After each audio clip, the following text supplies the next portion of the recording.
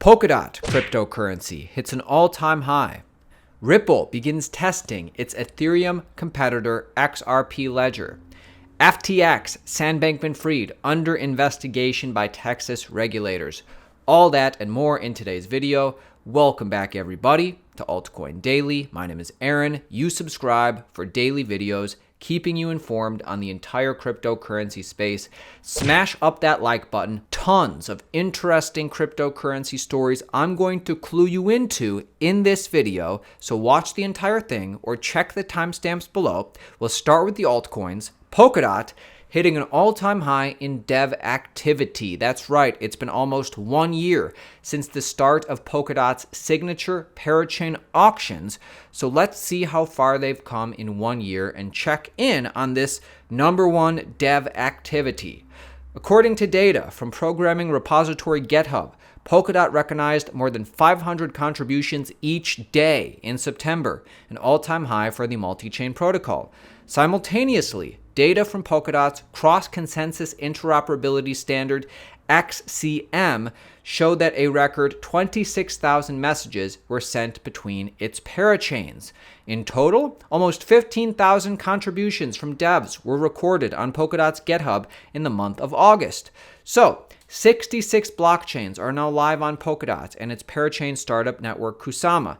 Together, the Polkadot and Kusama treasuries have cumulatively paid out $9.6 million and 346,000 Kusama, $72.8 million in total, to fund spending proposals in the ecosystem. So Polkadot's ecosystem is chugging along. If you're unfamiliar, parachains are individual layer 1 blockchains that run in parallel on Polkadot and are first tested on Kusama. Auctions for parachain slots are held in the form of crowd loans, with position going to the highest bidding project. The first of its kind parachain took place last November. We're a year from that now. And moving forward, Polkadot founder Rob H. recently published a roadmap on enhancing Polkadot and Kusama's scalability. So in the future, it's going to get more scalable. Highlights include asynchronous backing or the decoupling of the extension of parachains from the extension of the relay chain as a potential mechanism for cutting parachain block times by 50% while increasing block space tenfold.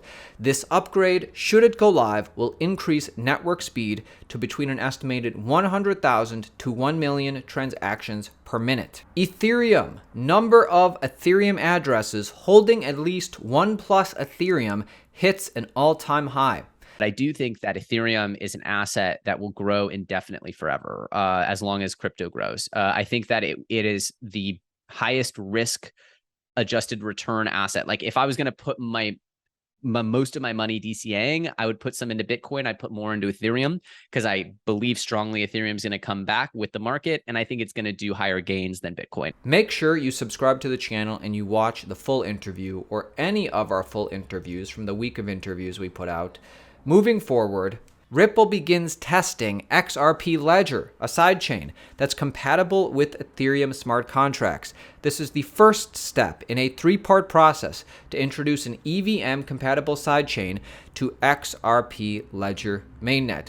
This speaks to Ethereum's market share, how everybody wants to be EVM compatible, or that it is just so much easier to connect with other blockchains and protocols when you're EVM compatible. Anyways, Ripple is testing a way for devs to deploy smart contracts made for the larger and more popular Ethereum on its XRP Ledger XRPL blockchain with little effort.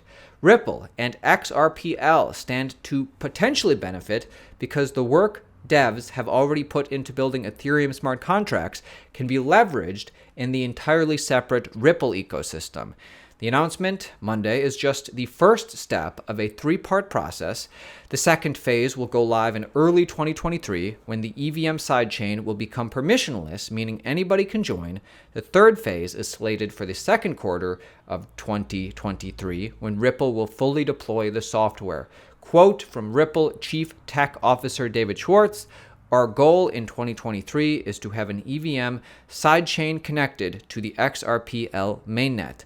The bridge in the final solution will be decentralized, and all components of the solution will be production ready to handle real-world scale and use case." So tell me, do you think Ripple can compete with Ethereum? More altcoin news. Let's talk about fan tokens. Let's talk about one of the top fan token platforms, Chiliz. Fan token firm Chiliz grows staff by 70% despite crypto winter. Chiliz has increased the company's headcount by over 70% this year as the firm continues to expand its global presence in 2022. Chiliz workforce now counts more than 300 full-time employees operating from new offices opened this year in the cities of Miami, Switzerland, London, Milan, and Sao Paulo. The firm has also been hiring new talent in the offices of Madrid, Malta, Lyon, and Istanbul. Quote, "We've grown our team and our global presence very significantly," the CEO said, adding that Chiliz has successfully survived the previous major crypto winter. Quote, "We've been through market conditions like this in the past," he said, noting that the firm was founded in 2018, just like this channel. So this is not the end for social tokens. In fact, in the future, I bet we'll be hearing a lot more about them, and Chiliz is one of the companies leading the way. FTX, Sam Bankman-Fried, under investigation by Texas regulators. Texas regs say that they're probing FTX, FTX US, and founder and CEO Sam Bankman-Fried for potential securities violation. Listen to this. Cryptocurrency exchange FTX, its FTX US division, and founder and CEO SBF are being investigated by Texas regs over potential securities violation, according to a state filing. Regulators are probing whether yield-bearing accounts offered by FTX US should be considered unregistered securities as described in a filing related to the bankruptcy proceedings of Voyager Digital. As you recall, FTX recently won the bid to acquire the assets of the firm. Quote, "The enforcement division is now investigating FTX Trading, FTX US, and their principals, including SBF," the CEO, wrote Joseph Rotunda, Director of Enforcement for the Texas State Security Board. The story is developing. Make sure you subscribe to the channel. We're going to keep you updated on this. FTX is one of the global leaders in cryptocurrency. It's no wonder regulators want to try and keep these companies in check, as they should. Mastercard, in a huge move, is bringing cryptocurrency trading to banks. Mastercard taps Paxos to launch crypto trading for banks. Payment giant Mastercard is teaming up with Paxos to launch crypto trading for banks, and they're taking care of compliance and security for them. Mastercard announced a program on Monday called Crypto Source that will make it easier for banks and other financial institutions to offer cryptocurrency trading. The program will act as a bridge between crypto trading platform Paxos and banks, the company said. Mastercard will also take care of regulatory compliance and security, two sticking points for banks wanting to get involved in offering crypto trading. Great to see.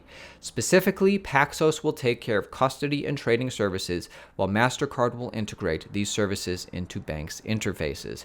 As you can see, cryptocurrency is going to be with us, not just for a year or two, but decades to come. And all of these businesses are getting their ducks in a row, just like the next two stories.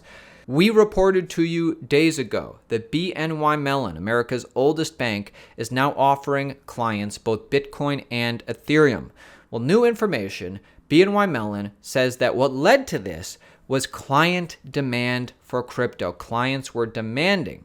Clients' demand for crypto was the key factor in launching a crypto custody offering, said BNY Mellon's CEO, speaking on a conference call following the lender's third quarter earnings release.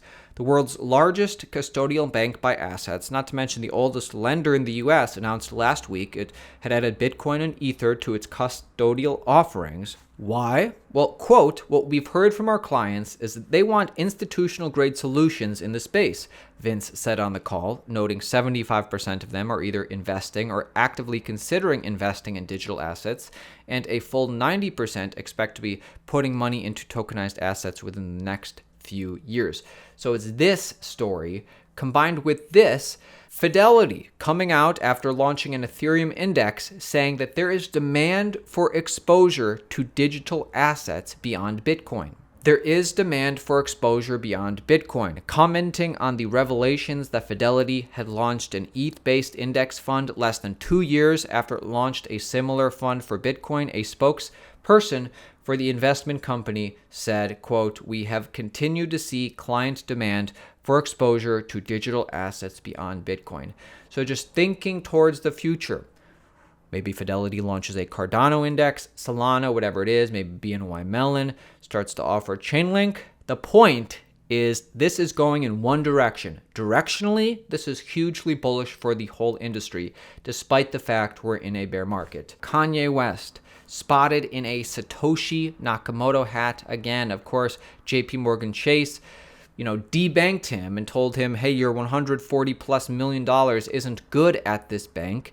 And it seems Kanye is turning to Bitcoin. Great to see. My name is Aaron at Altcoin Daily. Subscribe to the channel. See you tomorrow.